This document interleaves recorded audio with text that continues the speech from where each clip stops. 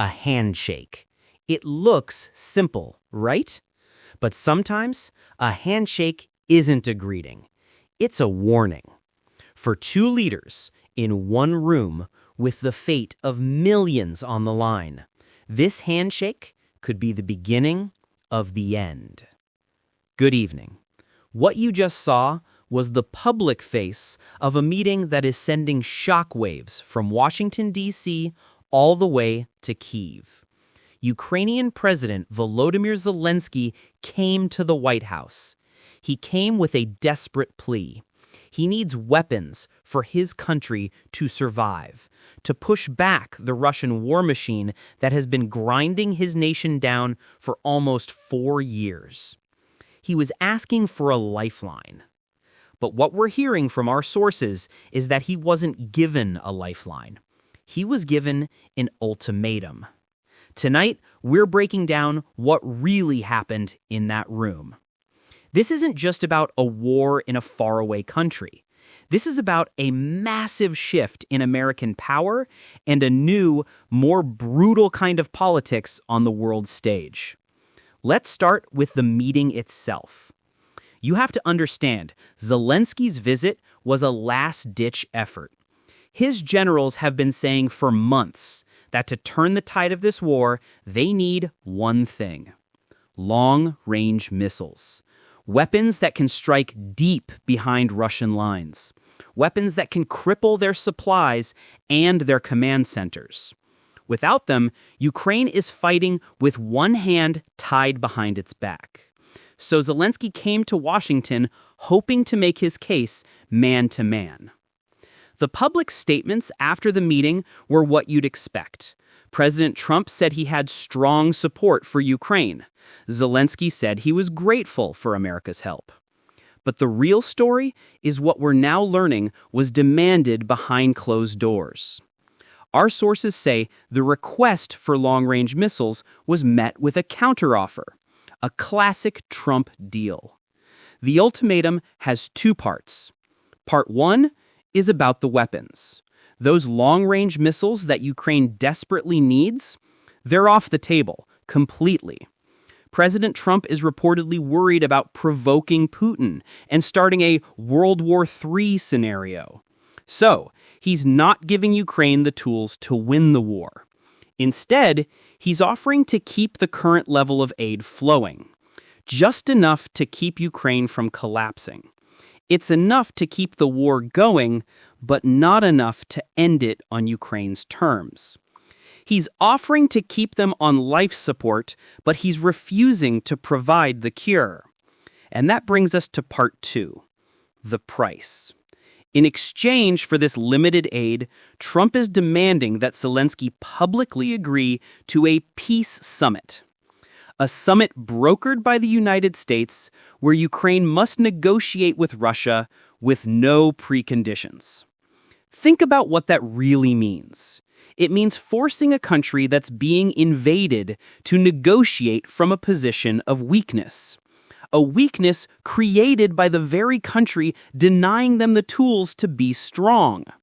For Trump, it's a political win. He could campaign on having brought peace. But for Ukraine, it could be a death sentence for their country. A negotiation that could force them to give up their land forever. The message was crystal clear. Take my deal, or the weapons could stop flowing entirely. So why would Trump take such a hard line?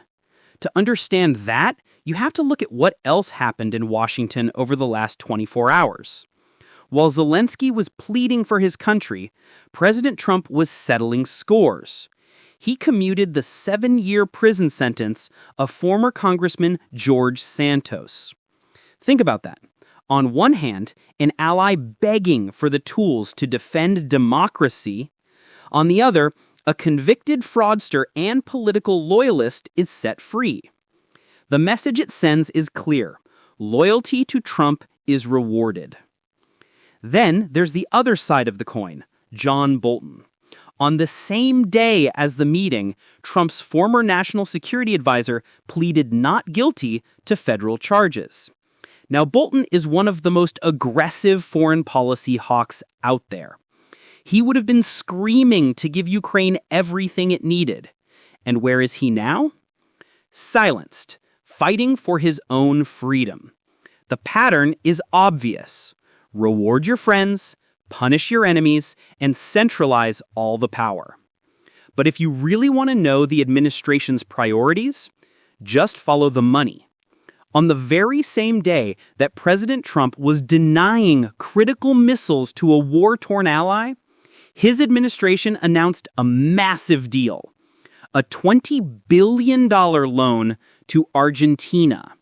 Let that sink in, $20 billion. There was no hesitation there, no fear of entanglement. A huge financial deal in South America goes through without a problem. But when a democratic partner in Europe is fighting for its life against our main adversary, the help comes with crippling conditions. This tells you everything. The world is no longer seen through the lens of alliances and security. It's seen through the lens of economic deals. Argentina gets a loan, Ukraine gets an ultimatum. So, President Zelenskyy leaves Washington. He didn't get what he came for. He now has to go back to his country and make an impossible choice. Does he take Trump's deal? Or does he risk going it alone? And who is watching all of this unfold with a smile on his face? Vladimir Putin. His entire strategy was to simply wait for the West to get tired, to bet that our political will would eventually break. This ultimatum is the greatest gift Putin could have asked for. It proves his theory right. We are at a turning point. That meeting in the White House was a declaration. It declared that the old rules of American foreign policy are dead. The era of the U.S. as the arsenal of democracy might be over. In its place is an era of transactional diplomacy, where aid is leverage and alliances are conditional. Is this a brilliant deal to keep America out of another endless war? Or is this a catastrophic mistake that abandons an ally and emboldens our enemies? That's the question we're all left with tonight. What do you think? Let me know your thoughts down in the comments. And if you want to stay on top of the stories that are truly shaping our world with analysis that goes beyond the headlines, make sure you hit that subscribe button and ring the notification bell. Thank you for watching.